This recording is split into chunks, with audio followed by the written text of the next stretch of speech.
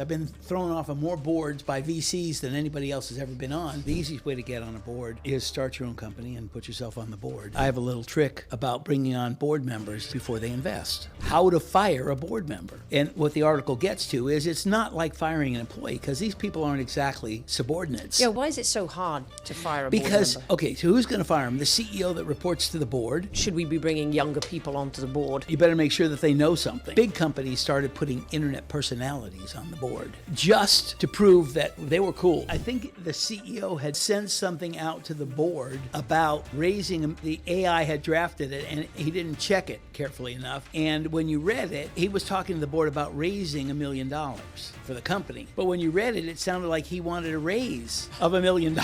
One day we walk in and the CEO says, okay, first order of business, I'd like Dennis and Frank and Larry to resign. And we just looked at each other like, what? He said, So, Dennis, let's start off. So, I heard that you've now been on 75 boards in total. That's non-profits, private, public, everything. No, that's only for profit. Ah, okay. Public and private. 10 public companies. 10 of them. Because the last time we spoke It was 74. It was 74. Now it's 75. Yeah. So this number is increasingly rising. Tell us how, maybe we don't have time to go through all of them, but tell us how you got onto boards. What's your story of kind of landing board seats? Well, and I've said this before, the easiest way to get on a board is start your own company and put yourself on the board. And when I started my first company was in 1968, and I started a software company with two other guys, and the only thing that I typically read during those days was Business Week, Forbes, Fortune, and the Wall Street Journal. And I knew if you had a company, you were supposed to have a board. So we formed a board, and that was it. And it was just us. And then in the next few companies I started, I started putting other people on the board. And then in 1979, 78, I brought my first independent board member on the board. It was my fifth company. And he was the chairman of a company called Bergen Brunswick, which was a multi-billion-dollar pharmaceutical. It's now AmerisourceBergen. But so that was my first independent director, and it was big time. And I took that company public in '81. So you were building boards essentially, right? I was building my own boards in the beginning, first, yeah. Right. And then in the LA area, the tech community was relatively small in those days, and so everybody knew everybody. In Silicon Valley too, even I was up there quite a bit. So people knew I had a board. So other entrepreneurs would say, "Hey, I understand you have a board. Tell me what that's about." And then after I told them that the ones that wanted to do it said, "Oh, well, now would you be on it?" Okay, well, sure. So just one thing led to another. It was just word of mouth after that. So it's like reputation. It's your reputation sort of took you. Purely reputational, yeah. And so it sounds a little bit like people should think about the hustle a little bit before, it's not always a big, application and offer. Sometimes it's the hustle. Yeah, I never applied for a company board.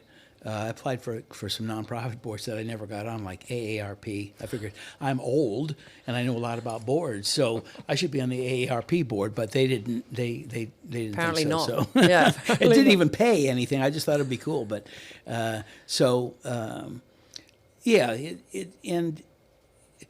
I believe, and we talked about this the other night.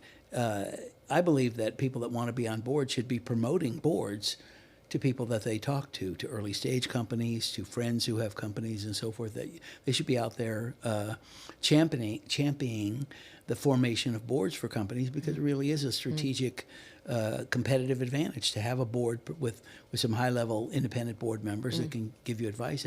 That's really makes it a much stronger company. And still today, you build boards, right? For when you're on boards, you're helping to recruit and bring on and nominate new board members, and it's even reputation there as well. Yeah, right? like with my coffee company, Drinking Bones Coffee. With my coffee company, there were 5 family members on the board when I got involved last year. Right. And the first thing we did was I brought on 5 independent directors, and now I've got the former president of Starbucks North America on the board, the former CEO and chairman of Celsius is on the board. So it really adds a lot of depth and breadth, and significance to the company. And so I put 5 independent board members on and 5 family members, and now it's a real board, and everything is debated and discussed and explained and so forth. And then another way to get onto a board, when you have friends, you have family, they have businesses. Have you been able to get onto boards that way, just through sort of seeking out opportunities? I haven't, but when I get involved with companies that have either multiple founders or family members or so forth, in the beginning, when we first formed the board, for real, I mean, there's every company technically has a board on paper, but they don't necessarily do anything. I try to make them for real. But when we form the board for real, the first thing I say to them is that all of the principals should initially be on the board. There's no reason not to be. You're not reporting to anybody. You own the company. So they should be on the board as a learning experience. And then as you bring on investors or as you do different things, then, of course, you can take some of them off the board, but they will have had the experience. They will have learned, and they will have contributed. And also, it's an extra benefit for them. It's something on their resume going forward in the future that they've actually been on a board. And if they're founders or even early employees, it's a nice perk. It's psychologically they feel much more included. And then as the company grows, then you can take them off the board, because a lot of investors don't want much more than one management person or somebody like that on the board. So it evolves.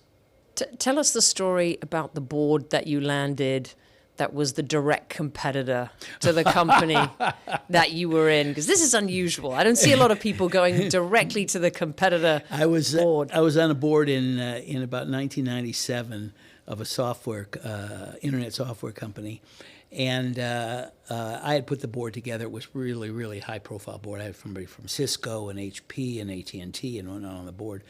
And there was myself, and I had brought on a couple of friends of mine on the board, several friends of mine. But and then one day we walk in, and the CEO says, "Okay, first order of business, I'd like Dennis and Frank and Larry to resign." And we just looked at each other like, "What?" He said, "I'm tired of you bugging me to go public, so I'd like you guys to resign." So we said, "Okay, sure." I mean, he was a controlling shareholder and the founder of the company. So then the guy from Cisco said, "Well, wait a minute. If you get rid of these guys, you can't be. We're not going to make you chairman. So one of these 3 guys, they're the only 3 that can be the chairman." So the CEO says, "Okay, well, would you 3 please wait in the lobby while we discuss it?" Turns out that the 3 of us and the CEO owned the building we were in. We were the 4 owners of the building. So we went out to stand in our own lobby. And the lobby that you owned. That we owned. Right. And while I'm out there, my cell phone rings. So I answer the cell phone, and the guy on the other end says, "Hi, my name is Paul. I'm the CEO of such and such a company." Which was a competitor. Which was a direct competitor that was already public. And I said, "Yeah." He said, "I understand you're no longer with the company." I said, "What? What did you hear? What?" News travels fast. Yes, clearly. I thought, oh my gosh, we're being bugged or something. Turns out that I had also been temporarily, for a year, I had stepped in as head of sales and marketing. He heard that I had stepped down because I replaced myself. It was only a temporary position. He didn't realize I was still on the board. But I said, as a matter of fact, I might not be. So let's set up lunch. So you're like, give me 10 minutes. I'll get back to you. Let's set up lunch, and I'll decide then. And it was a venture capital funded company with a very prestigious VC on the board, and it was a lot closer. It was near where I lived anyway. So you're very active on boards. You're very active in business. You stay connected with a lot of what's going on. Is that why a lot of these opportunities find you, do you think, as well? Is that a good piece of advice you would give others? Most of the boards that I'm trying to think, it's hard to think of all, but most of the boards, certainly over the last few years, they initially come to me as clients for consulting for my shadow CEO trademark consulting. So just to tell people about that. So that's I own the U.S. trademark for shadow CEO. No other management consultant in the United States can legally call themselves a shadow CEO. I've been doing that since 1983. And I just help the CEOs of private companies. You're a coach, mentor, sort advisor. Of, very active. All of the above. I'm a shadow CEO, so whatever they don't know how to do, Hopefully I'm there to either help them or find somebody I know to help them through those situations. And so they get educated and they execute at the same time. There's no delays. So I'll get calls 24/7. Hey, should I do this? Should I take this investment? How do I get more money? How do I award equity? Should my comp be? Just all kinds of different questions, whatever they don't know. And so usually I'll get approached or referral basis to be a shadow CEO of a company. And then as soon as we start talking, do you have a board? What do you do for governance? Who owns the company? Just to throw a lot of different things. And then we'll start talking, and I'll talk to them about the benefits of having a board. I mean, I've recruited just dozens and dozens and dozens, maybe even hundreds of people that have been on Fortune 500 boards to join the board of startups. You interviewed Bobby Inman. Yeah. The youngest 4-star admiral in the history of the Navy was on the board of Oracle, Dell, Xerox. I mean, on and on and on. I recruited him to the board of a startup in Dallas, and he lived in Austin because he had been the head of the director of the NSA, and we were selling to the government. So I recruited him. So I recruited the original founder of Netflix to a board. I mean, it goes on and on and on. You have to match the right person to the right board, but there's nothing better than having some seasoned, experienced people, whether it's vertical in your domain or whether it's horizontal expertise, just financial expertise, marketing expertise, manufacturing expertise, whatever it is. You're trying to fill in those slots with a board member that has a level of expertise in the key areas that are required for the success of a company, but an area of expertise that's not necessarily already represented in management. Okay, and obviously a CFO is a very common one. You've got a couple of founders, but they're not financial. There's other, and obviously before you go public, you're going to want to bring a qualified person to chair the finance committee. I happen to know there's somebody on this call, a friend of mine from Dallas, that I brought on of his first public board strictly because we needed a chair for the audit committee before it went public. So you've actually written a book about this, right? About actually building and private company boards. Actually, yes, you wrote about, the book is about. It explains. It's called, really creative title, The Board of Directors of a Private Enterprise. I just could not come up with anything better. But and it's about the board of directors of a private company as opposed to a public company. Obviously, there's overlap, but there's a lot of specificity. And what's the advantage? What's the competitive advantage? What's the benefits, et cetera? And it's a quick read. Most people tend to read it twice. I've got people come back to me where there's all kind of little colored stickies on it when they get together for lunch because they highlighted all the questions they want to ask. I know I did that when I wrote it. But there is a very popular chapter in that book, which I think you've written some articles about and other things, which is how do you fire a board member, right? We talk a lot about bringing on board members, but how do you get rid of them? The funny thing about that article is that when I published a book in 2017, the National Association of Corporate Directors, NACD, Directorship Magazine called me and said, "Hey, we'd like to review the book." And I said, "Wow, that's great. Thank you. I'd love to do." They said, "Well," I said, "What do you want to do?" They said, "Well, we'd like to reprint a chapter." I said, "A whole chapter?" Because that's like 3 times a normal article in that magazine. I said, "Oh, sure, no problem." They said, "Well, what chapter can we reprint?" And I said, "Well, pick any chapter you want. I don't care. It's quite an honor." So they picked this chapter because they had never written an article on this subject before. And the subject was how to fire a board member. And and what the article gets to is it's not like firing an employee because these people aren't exactly subordinates. Yeah, why is it so hard to fire a board member? Because okay, so who's going to fire them? The CEO that reports to the board, the chairman, but whoever they are, if it's a good board, they're going to be equally as accomplished as whoever it is going to fire them, and they're not really an employee. It's not a hierarchy thing anymore. That's a good point. And so it's not, and you don't want to upset them because if they're good independent directors, high level, they're very influential and so forth. So it's a much more delicate situation than calling somebody in and saying, "Okay, by the way, you just haven't been doing a good job lately, you're fired," or more typical today, sending them an email and firing them. But so it's just a more delicate situation, and there's ways you can do it without burning any bridges, without upsetting anybody. I mean, I recently had to fire 2 board members that were very close friends of mine. unfortunately. And they knew it wasn't my fault, but that doesn't mean they still talk to me. So, that's life. Yeah. Well, I'd say read the chapter, right? If anyone wants to read up, if you are going to fire a board member, read the chapter, because I think it is really important. So when you're going to fire a board member, I'm assuming they're not great board members. So and we're not talking about those two or anybody in particular, but like, we talk a lot about how to be an effective board member, but what are some of the things that you've seen over the years, and maybe even in yourself, right? The things you've done that maybe make some of the worst types of board members? Well, first thing, I'll rewind a little bit. Board position, as I tell people, this is not the Supreme Court. It's not a lifetime appointment. It's an appointment for a while. And then whoever appoints board members, which obviously technically is the majority shareholder or shareholders, they have the right to get rid of anybody anytime they want. But if you form your board as an early stage company, as the company grows, it outgrows certain people. You might not get the best person you possibly could. I tend to get some pretty good people, but a lot of times you just can't get who you'd really like, so you end up with the best you can get. Well, as the company grows, now you're either capable of getting somebody better, or you do need somebody that has slightly more in-depth knowledge about a certain subject. So it's quite normal to change them out, and it's very healthy to bring in new ones.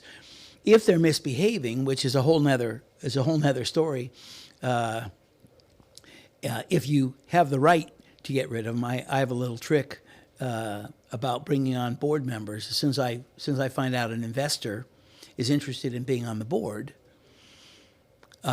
if they're qualified, I'll put them on the board before they invest. Now, people say, well, why would you do that? Because then they never make a board seat part of their investment requirement. It's not a preference in their preferred stock. And because they're already on the board, why would they need to do that? Well, then that means that you can fire them anytime you want. If it's in the investment documents, you're stuck with them forever. Yeah, and I've been stuck with some board members forever that came on because they invested, and now you've got to stay with them the whole time, even if they can be disruptive or whatever. Not all investors are bad, and not all investors are good. Right. It's like a trial period. Yeah, and so, but some of the things that are really the worst, and I get this question quite frequently. At least I used to, is well, so and so's just not doing a good job, and I'll say, well, or they're distracted, or they're disruptive, or whatever it is, and I'll say, well, why don't you just get rid of them? Oh, well, they can't do that. I said, well, they've only got 2 years left on their term, so soon they'll be off the board. I'm thinking, why would you stick with somebody that's disruptive or giving you bad advice or whatever it might be for 2 more years? Fire them and replace them with somebody. I replaced board members with as good or better board members. You can do that. But the worst part is the two things that I dislike the most. One is that they're disruptive. They're argumentative, they're disruptive, they're not a team player. Board is not a me. If you're a type A CEO, for example, board is collaborative. You're supposed to debate things. You're supposed to be, polite and respectful. Not that you can't make your point. Not that you can't be somewhat forceful. I mean, if you're a high level board member, you're going to be that way. But you got to listen to other people. One of my favorite board members that's been on one of my boards now for 23 years, who was on the board of General Motors, Raytheon, Hewlett-Packard, and Hughes Electronics. When I recruited him to my board, he's 95 years old now. When the CEO goes around the room at the end of a discussion saying to each board member, okay, do you have anything else to say? Do you have anything else to say? And giving every board member a chance to give their final words on something, often he'll say, no, I don't have anything to say. I agree with so-and-so. If you're a board member that has to say the same thing that all the other board members said, has to get up on the soapbox and try to impress everybody with what you're going to say, or you answer a question that you're not qualified. This same board member, once, highest compliment I ever got in a board was from this guy. Once the CEO asked him a question. He was also the former president of Caltech, so this is a very smart guy. What was the question about? It was questions about compensation in an early stage company. He had not been on any early stage company boards. So he said, I'm sorry, I'm not the best person to answer that question. He said, Dennis, what do you think? And I thought, whoa, thank you. So, but being disruptive, argumentative, just not behaving yourself. And I know you did a post on different personality traits. I posted an article about, Custer and I don't know who some of my other characters were. It was the disruptor. No, and then you said, I think you said that the worst kind are the ones that just don't fall asleep. I think you said. Yeah. I said, so falling asleep in a board meeting. Okay, you guys. Sorry. I mean, they can be long sometimes. If it happens frequently, right? Or being on your computer or iPad, not looking at the board presentation, which sometimes you can tell, sometimes you can't. But so. Being disruptive is the worst thing, and then just you've outgrown them. They're just not contributing anymore. They're just not giving you good advice. If they're just filling a seat, a few years ago now, there was a tendency when the internet first became a bigger thing, and this is in the late 90s. Big companies started putting internet personalities on the board. Okay, and just to prove that they were cool because they had some internet founders on the board. But most of the time they put these founders on the board who might have been 25-year-old billionaires, so they really didn't give a hoot what these older board members thought anyway. But in most cases, many of them had not ever been on a board before. Many of them had never even worked for a company that had revenue, much less profits. Now they're on the board trying to give advice to a public company. Some big public companies. I'm not going to mention any names, but strictly the marquee value, strictly the halo effect of, well, we're cool. We got some internet founders. Yeah, but it's the same here. Since I've been in the business, I've heard it probably 3 or 4 times, probably every 4 or 5 years, where they say, "Oh, should we be bringing younger people onto the board?" And I think some people test it out, and they realize, I don't know. And again, younger people, they're talking people under the age of 30, even. Yeah, right? For sure. For public companies. So at one time, the editor of Directors and Boards magazine called me and said, "Hey, would you write an article for me?" I said, "What do you want it on?" He said, "I want it on bringing young people onto the board." And I said, "Oh, wow, that's a great subject. I think it's really, to bring on somebody just because of their age and blah, blah, blah. I think it's a really bad idea." And he said, whoa. He said, "That's not what I want you to write the article. I want you to write the article on how a board should onboard a younger person." I said, "Oh, so you're already assuming that they should bring on younger people." He said, "Well, that's what I want the article about." I said, "Okay, I'll tell you what, if I can I will write that article for you, how to onboard younger people. But you have to let me write a sidebar on my own opinion about this." So he did. And so there was a sidebar saying, basically, if you're going to do it, you better make sure that they know something. I want to caveat actually this discussion, because I talk about this a lot, which is what you read in the news and often what you see in data reports and things like that. It's very heavily focused on the S&P 500 or the Fortune 1000. There's just not a lot of data on hundreds of thousands of private companies all over. And so when we say, bringing a younger person onto the board, you're really talking about these large public companies, yes. Right? Because I think some of the private companies, it could be a family member on the board, actually. Yes. That definitely happens, right? Yeah. But usually they have family history and knowledge and know-how, and so it's a little different, I think, and right? I'm glad you made that point. Yeah. This is not small private companies I was talking about. This is larger public companies, for sure. Right. Like I've got, if I get involved with a company, the founders could easily be in their 20s, although some of them are in their 30s, 40s, even now 50s. But they have employees sometimes, or co-founders or something that are younger. And that's what I said earlier. I like them to be on the board specifically because it's a good learning experience. It makes them feel included. And at some point they won't be on the board. An investor comes in and they're not going to want 5 founders on the board anymore. They're going to start weeding them out. And so, but having had that experience will be good for them, and it is good for the company as well. But on the flip side, I hear a lot of people saying, "Oh, I think I'm too old to be on a board." What would you say to that? Many years ago, I gave a keynote speech at a conference in Washington. And the guy that gave the speech this was quite a number of years ago, and the guy that gave the speech just before me was the retired chairman of the board of Lockheed Martin, and at that time he was in his 70s, and I was younger than that at the time, and he was railing on this idea of people aging out from boards because he didn't want to age out from boards. And so I was just amused. Now I'm way older than he was at that time. And so, no, I'm about your experience, your contribution. You know, we talk about board bios. A board bio isn't what you've done. What you've done is the data behind the board bio saying where you got the experience.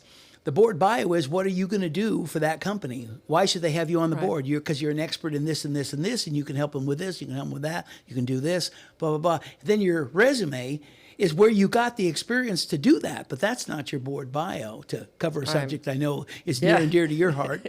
And so I've got, you interviewed Bobby Inman, 95, good friend of mine. I did. And my other friend Tom, 95 also, sharp as a tack. In fact, maybe you want to interview him sometime too. Okay, we'll talk about that. I don't think that I'm not a contributor to the boards I'm on. And I'll pick an old person, a young person, I don't care. I'm looking for the skill sets that aren't already represented in management, experience, skills, and contacts, and I'm looking for the best that I can get. Okay, I have one of my boards. I had a board meeting today at 9:30 on a call with one of my board members, and the other board members are all founders. Actually, one is an executive that they brought in. He's on the board and founders, and then one is an investor and a strategic partner. But before those guys were on the board, I said, we're selling to the military. I said, who would be a good board member? What do you need? When it was just me and the two founders, I said, what do you need? What's going to be the best for you? They said, we're going to be selling a lot to the military. We'd really like somebody with military expertise to be on the board. And I said, do you have anybody in mind? They said, we heard about this guy. We don't know him. Excuse me, he doesn't know us. But we heard about this guy, three-star retired Air Force general. And I said, what's his name? So after the call, I start looking him up, and then I get two of my friends. Actually, Charlie was one of them, and another friend in Tampa. And because I noticed that I said, do you know this guy? They said, yes. I said, would you give me an introduction? And then I also reached out to him on LinkedIn.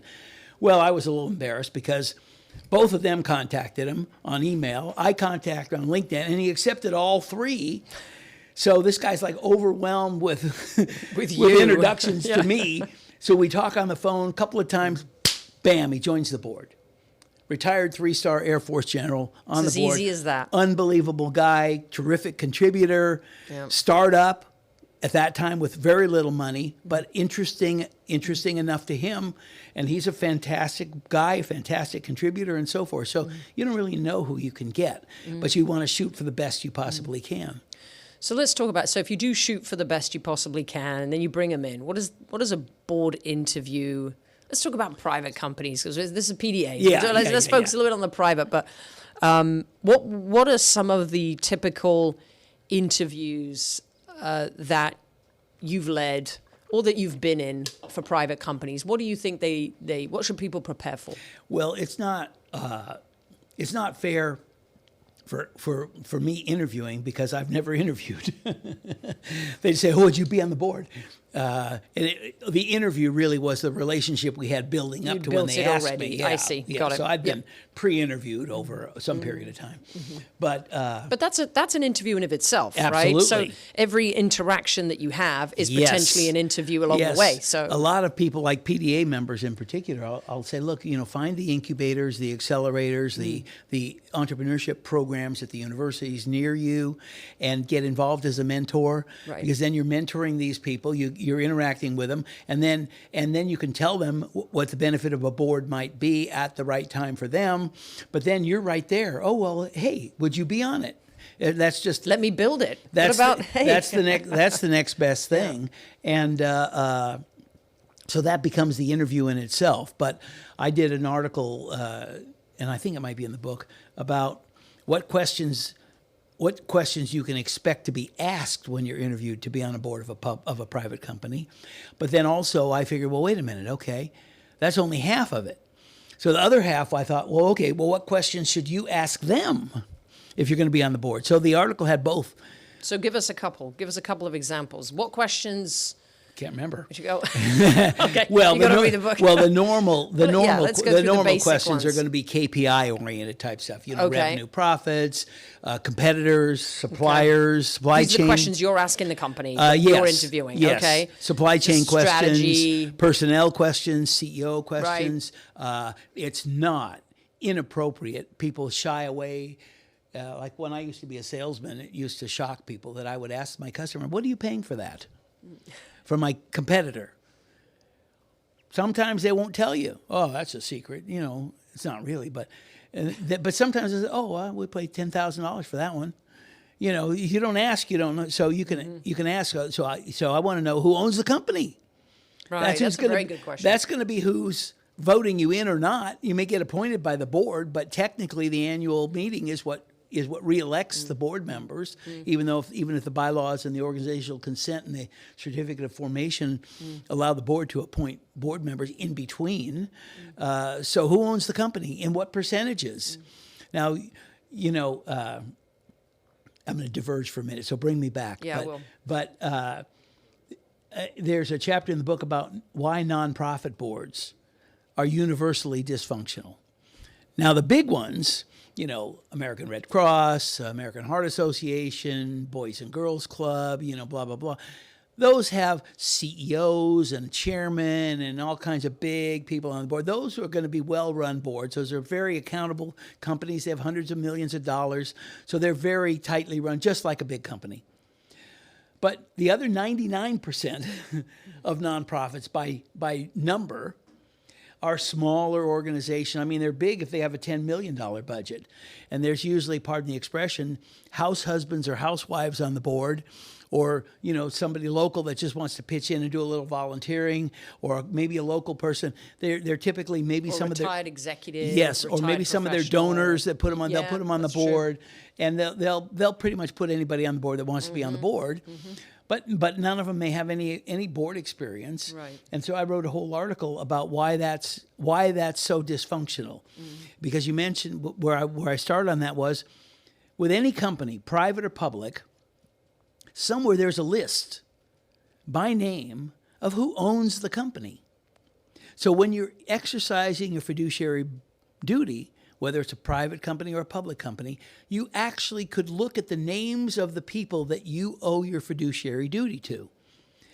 Like in the case of Bones Coffee, it's 5 family members. Right. Okay, so when I make a decision, it's got to be in the best interest of the 5 family members. That's who I owe my fiduciary duty to.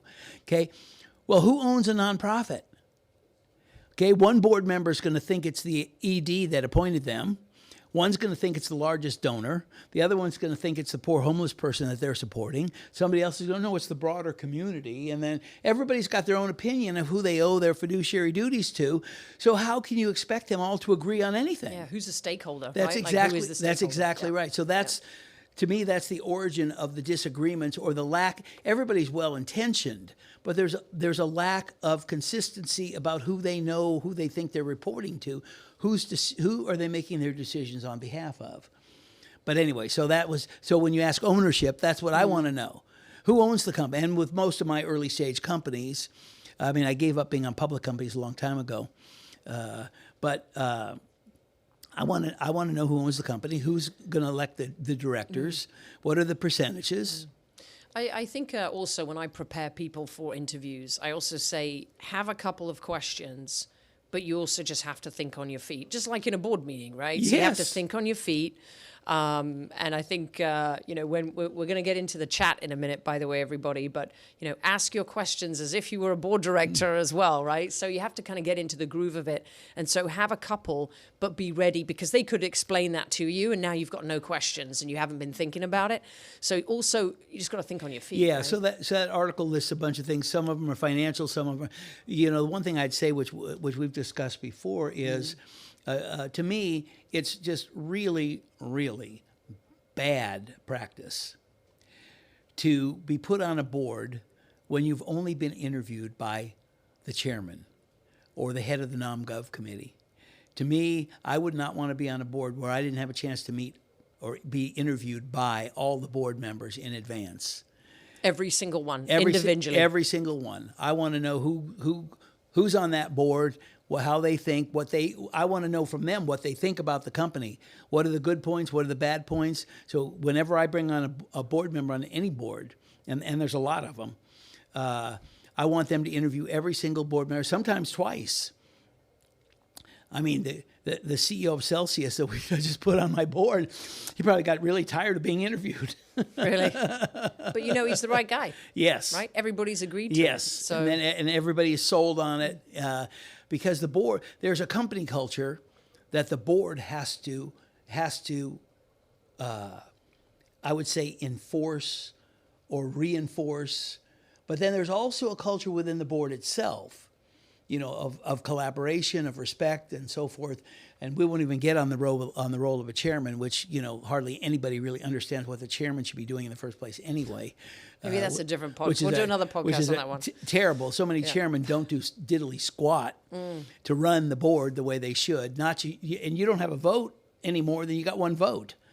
But the leadership and helping facilitate, being willing to tell a board member, why shouldn't somebody be on the board? Because they have to talk.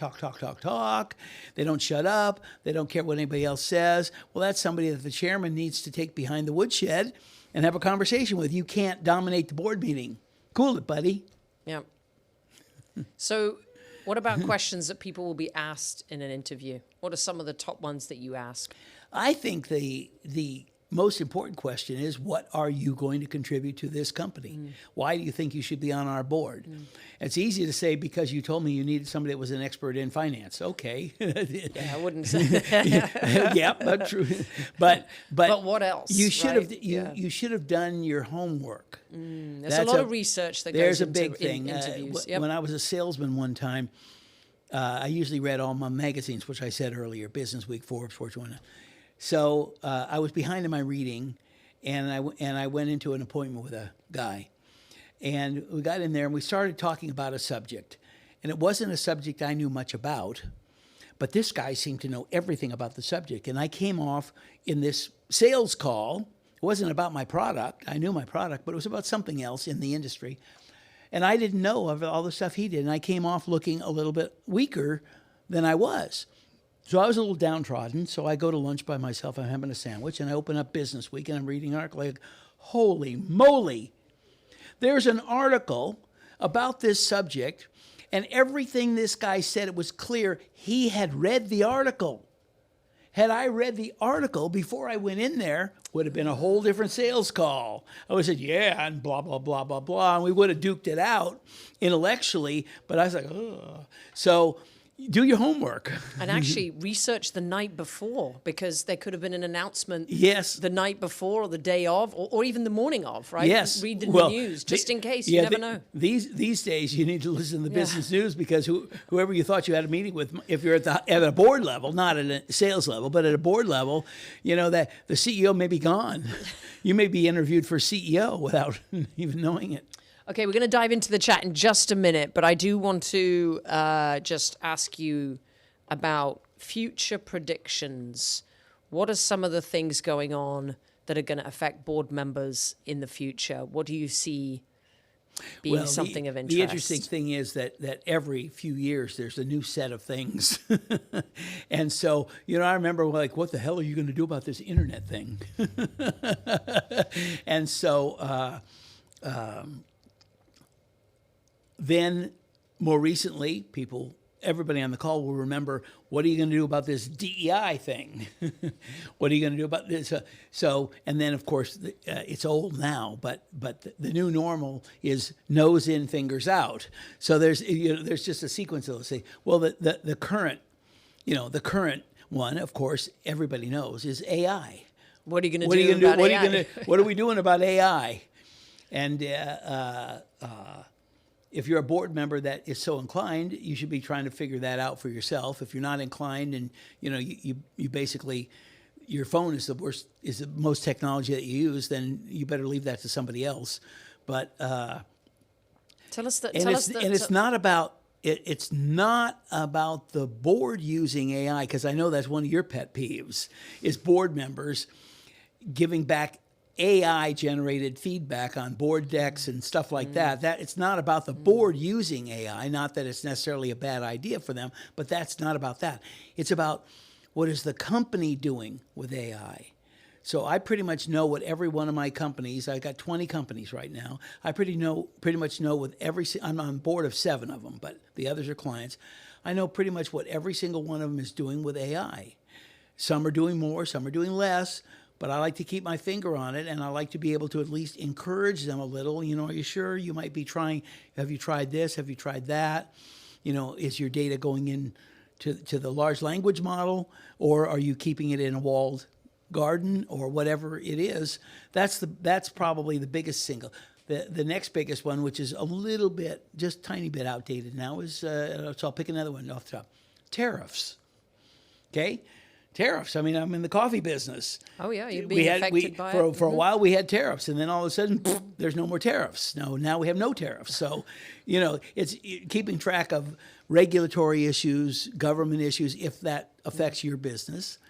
And there's a lot of key things that you need to know about, even if that's not your area of expertise. You want to be able to at least form an opinion about it and contribute to the discussion. So, but just tell us the funny story about the AI note taker from one of your board meetings and the $1 million raise. What was that about? I think the CEO had done. Had pulled AI notes from the meeting. Had sent something out to the board about raising, and the AI had drafted it, and he didn't check it carefully enough, and when you read it, he was talking to the board about raising $1 million for the company, but when you read it, it sounded like he wanted a raise of $1 million. Didn't he say, "Hey guys, we agreed to this"? So it got a big laugh, as you can imagine. You got to watch out. You got to watch out. Okay, I'm jumping into the chat. We got a question from Andrew Shapiro. Andrew said, at what point do companies move from maybe an advisory board or a board that's not very, not organized, to something more formal? When do companies make that change? What do they need to do? The thing is about advisory boards, and it's a very good mechanism, but it is not a substitute for a fiduciary board. It's an augment to a fiduciary board. Now, a lot of companies like to have an advisory board because they don't know as much about real boards yet, and it's fine, and you get some expertise. But an advisory board is nothing but a collection of individual consultants. You know, they hardly ever meet collectively, which is it would be good if they did, because then you get the interaction and the brainstorming. But I've seen very few advisory boards, and I formed quite a few of them myself, that actually meet together. Yep. Usually it's one-on-one. The CEO will call whichever advisor he needs at the time. So they call it an advisory board, but it's really not. It's just individual consultants that are working for some stock options instead of getting real money. So I'm a fan of them, but not as a substitute for a fiduciary board. There's also no responsibility. Now, you're going to get certain kind of people on an advisory board, and if you get an offer and you like the company, you like what they're doing, that's certainly a step. It's certainly better than nothing, but it doesn't really replace being on a fiduciary board. And so, but when does a company know to formalize? My opinion, and you know, as I've done myself, the minute I start a company, I put a board together. In fact, I've started several companies where I put the board together before I even formed the corporation. Okay, from day one, because first of all, in a startup, you know, okay, there you got two 20-year-old co-founders. How does that look to an investor? Zero credibility. Yeah. Now you talk to an investor, and you got the president of Starbucks, the CEO of Celsius, blah, blah, blah, blah, blah on your board. Whoa, these guys are serious. They're trying to build a company here. So it's an advantage from day one. The other thing is accountability. It's very easy to blow off an advisor. Okay? I don't have to listen to that. It's not quite as easy to blow off a board member because they have a vote. Now, if you control the company, you can still do it, because you can say, okay, I really don't like what all 5 of you are telling me to do, even though you agree. I still think I'm right and you're wrong, so I'm going to do it anyway. Well, if you're the board member on the other side of the table, you can say, okay, that's your choice. I don't think it's the right decision, but I'll stick with you anywhere. You can say, well, if you're not going to listen to me, I'm out of here, and you resign. Okay? But it's a check and a balance. And because now the CEO or whoever's running the company has to at least listen to you if you're on the fiduciary board. And there should be a vote. And so even if they don't like what you're saying, they do at least have to listen to it. So it's a check and a balance. For really smart people, if the board can't convince them that they're right and the founder's wrong, then maybe, well, look, there are plenty of people. Colonel Sanders, Ray Kroc, there's plenty of very, very famous entrepreneurs that had very successful companies that did what everybody else told them they couldn't do or shouldn't do. So I'm not saying that they're wrong, but it is that check and balance. And it's a legitimate governance, sort of a regulatory thing that makes them listen, at least for that second or third time, makes them listen to the argument, and then they will make a better decision based on that. That's my opinion. So I'll just do a plug for Bones as well. You have a mushroom coffee that is out there, but also you talk about mushroom boards, right? Oh. What is a mushroom board? Somebody's asking in the chat. We please try bonescoffee.com. but it's the fastest growing coffee brand in the country. But a mushroom board, I don't even know where I got that originally. I think I didn't invent it. I heard somebody talking about that. Or they treat you like a mushroom, keep you in the dark and feed you, you know what. But that's a mushroom board. The CEO, usually, not the chairman, because there's not a strong chairman typically, from my experience in those situations. There's not enough board leadership. But they'll sit down, they'll get a deck. The CEO will say the same thing that's on the deck. Any questions? No. That's it. There's no discussion. There's no strategy. There's no feedback. There's particularly no counter arguments.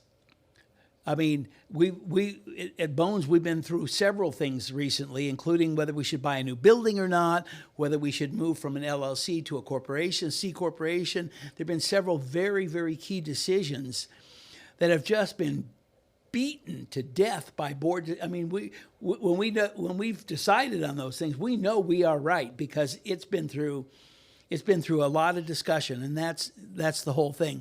And so the CEO,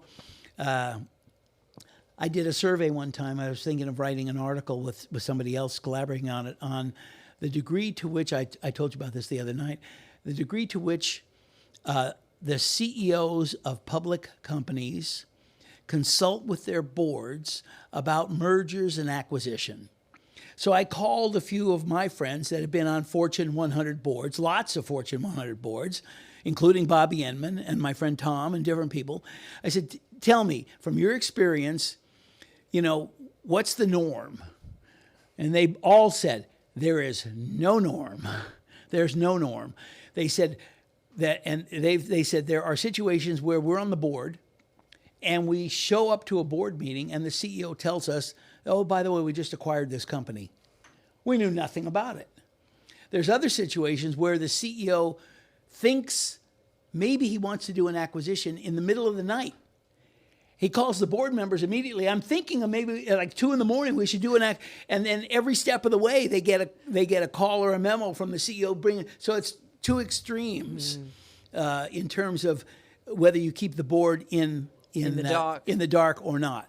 And if it's the CEO, then there's a whole big deal about CEO versus should the CEO be chairman or not. Everybody knows that argument now. I had a friend that was the I won't say the company, but he was the CFO of a major tech company, one of the biggest tech companies, and he retired.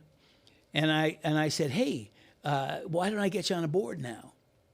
And he said, I can't do it. He said that the founder has to give up either the CEO or the chairman title. So he's going to give up the chairman title because he wants to keep the CEO title. He said, so he made me chairman. So now I can't be on another board because I have to be chairman of the company. Well, a few years go by, and I hear, the CEO just stepped down as a CEO, and picked up the chairman title, and he appointed another CEO.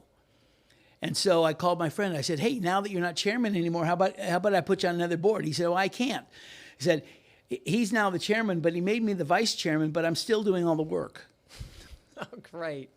So it's the leadership of the board. There has to be leadership. Mm-hmm. I was on the board with a woman a number of years ago that was on the board of Eli Lilly. She was actually on the board of Eli Lilly, Ford, and the New York Times. And so this was a startup that she joined our board. And so one morning I opened up the newspaper and holy moly, she's the CEO and chairman of Eli Lilly. She was an investment banker. She just happened to be on the board. I said, what happened? So I find out that she was the lead director or the presiding director. And their succession plan was the presiding director stepped up if something happened to the chairman. The chairman, CEO combined had been hospitalized. So it was like an interim role. So she became, that's exactly right. It's exactly right. But it's about leadership. It's about, I think there's also an assumption that because it's a public company or a big company that somehow everything's working perfectly, right? But I think there are cracks anywhere you go. Yes. Right? Yeah. We have another question here. Somebody said, what do you think about performance assessments or sort of annual assessments potentially or 360 assessments, any kind of board member assessments? Yeah, I've done all of those things, and they can be, they can be the most instructive, from my experience, is to the person that commissioned it, which was often me. Let's do a 360. Oh, crap, I didn't realize all those people thought that about me, whatever it was. But when you get to, as the company itself gets to be a little bit more substantial, then it increases what I believe is the necessity for that kind of a practice. In early stage companies, I mean, you're sitting around the table. It's not the same thing. And also, I mean, you can certainly do it yourself, but if the company has no employees and some 1099s and 3 founders and 3 outside board members or whatever, you're not going to do an assessment. You're not going to do a 360. So it depends on the level of the company. But at a certain point, and I've done 360s with as few as probably 20 employees, I think, and a board, and I did it for the whole company, including the board. So it can be very valuable. It kind of depends in part on who's doing it, and then it depends on what you do with the information. If you're just filing it away, nothing. Right. Somebody asked, can Dennis expand on why he decided to no longer serve on public company boards? I don't think you just. I can honestly say that he didn't decide. No. At 81, it was decided for me. Yeah. For those asking, age limits, but only on public companies. Age limits at public companies. It isn't even the limits that they're limited. It's the optics, right? And particularly, the companies just, we don't want to have to tell anybody we've just put an old person on the board because they're trying to take all the old people off the board. Particularly if your company is large enough to be Glass Lewis or ISS or any of the analytical firms that track public companies, they're going to ding you if your average age is too high. Right. So that's what happened. Well, they'll ding you when they want to ding you, don't forget. Because there are still some people hanging in there on boards that are over 80. I guess I was probably in my 70s when I joined my last public board, and I joined that board because they were about to go public, and they didn't have much of a board, and they didn't have much time. So they knew they had to put a real board together pretty soon or they couldn't go public. So I was there to create the board and help take them public. And then shortly thereafter, I did resign from the board, but that was the real purpose. So, I know you have some stories about VC-backed boards and PE boards. Someone was asking, what if it's PE controlled, but it could be also VC controlled, right? Where it's investor controlled. How can you ensure that the board will be effective when you have a majority of the major investors on the board? Well, almost all the companies that I'm involved with face that dilemma. And there's a big difference between private equity and VCs. Obviously, VCs are, much typically earlier stage. Private equity, it's, typically you have to have some earnings to multiply to get their interest. But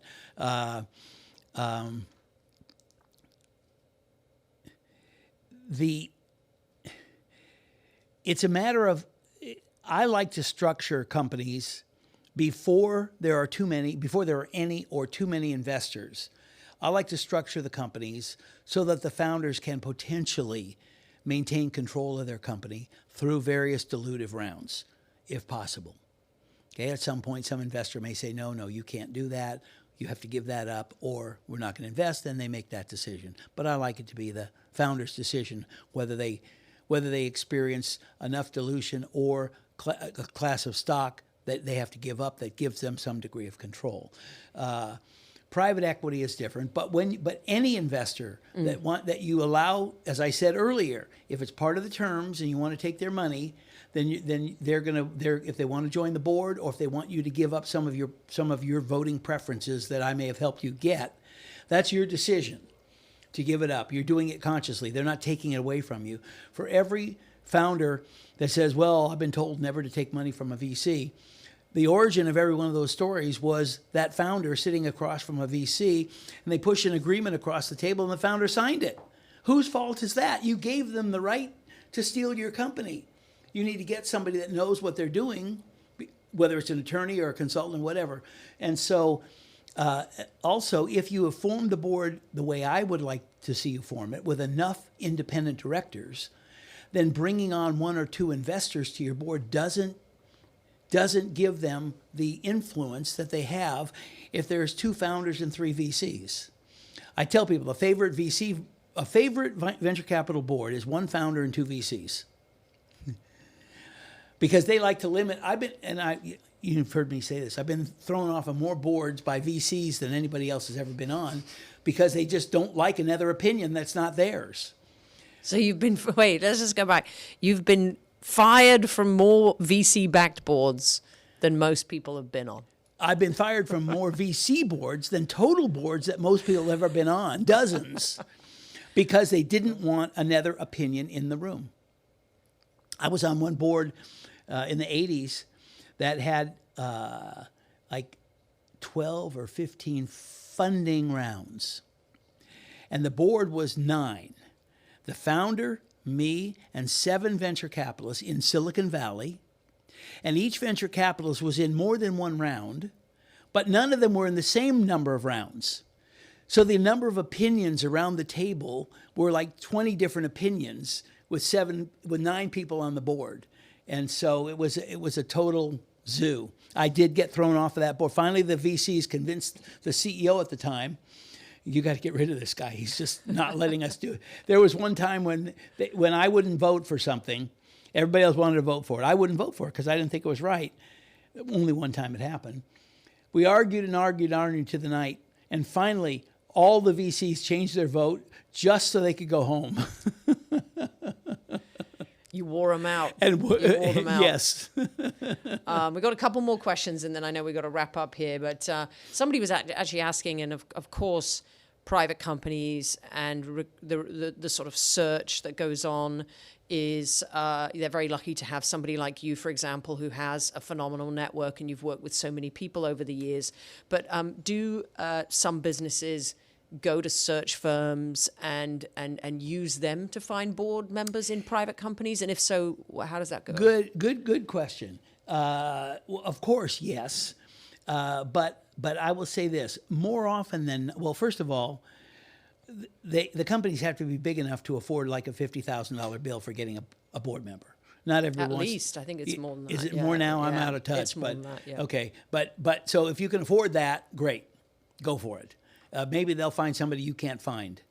But I can't believe that, I guarantee you I could find somebody better than the search firm is going to find for a lot less money.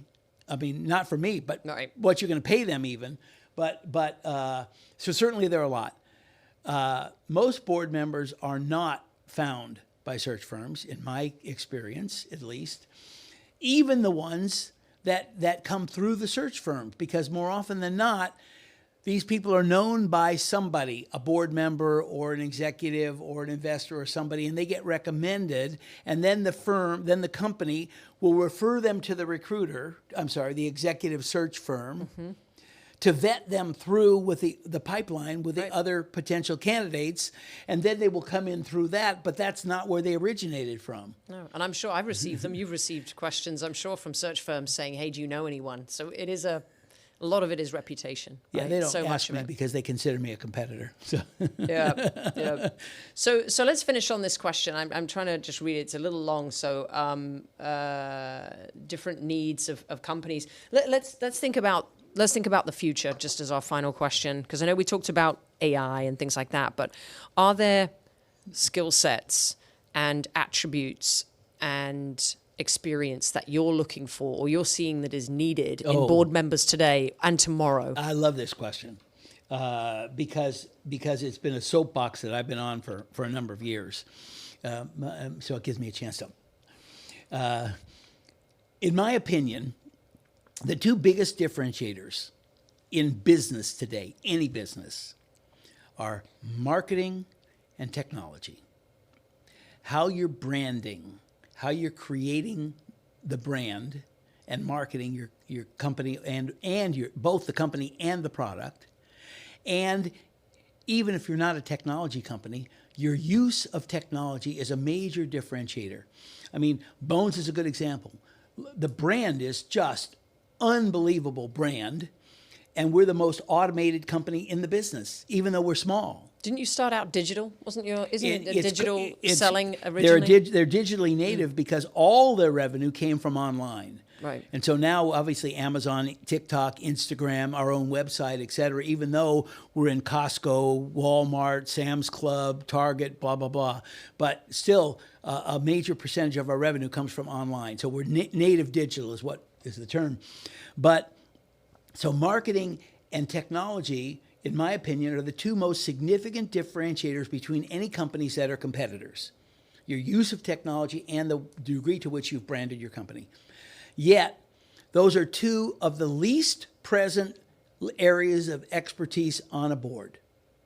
A marketing person and a technology, unless it's a tech company. Okay, and then everybody might be tech, and there's like no CFO, no former this, no former that. Then the opposite is tech. True. Yeah. I walked into a client one time, was a trucking company. They had done a roll-up, it was $1 billion trucking company, and they called me in to do something with the board. One side of the table was 7 trucking executives from the companies that had been acquired. Other side of the table was 7 investment bankers that had brokered the deals. Oh, my gosh. And I was there because their CTO was presenting something on technology, and there was nobody there that could turn on an iPad, so they wanted my opinion on his presentation. So, no. And so those are skill sets. Now, certainly you can get a consultant. And if you go to any of the board training kind of stuff, well, you've got to ask these questions about cyber. You've got to ask, okay, now you're asking the questions. Who's going to interpret the answer? You don't know what you're talking about. Just the questions are not the key. And so having at least somebody that can interpret it on the board, to me, is important. But then there's other skills. And the next one that's really coming on strong now, obviously, human capital, HR experience, CHRO experience is now a coming trend. And those people, particularly the high-level experts, big-time CHROs, have a very broad range of experience in all different aspects of a company. A lot of operations, yes, right? They've been in the operations. That's right. They can be very, very valuable. But so there's a few things like that, but it's mostly about what the company is missing. Right. I got several companies that were started by marketing people. Mm. Well, they're missing a so technology now they need the skills founder. matrix. You need to balance it. Yeah. Good. Well, Dennis, we packed in a lot of information here. I didn't get too excited, but I love the subject. Sorry. Yeah, this is a topic we both enjoyed talking about. Well, listen, I'm going to pass this back to Charlie, but I think I speak on behalf of everybody here at the PDA. Thank you very much for joining us here. And by the way, we're at a production studio here in Sarasota called Max Productions. They've been very good to us, and I think this is our second time here, actually. Yeah, so yeah. Great location if you're in the Tampa or Sarasota area and you need to do a podcast. So very good. But no, thanks, Dennis. It's been great speaking to you today. Thanks.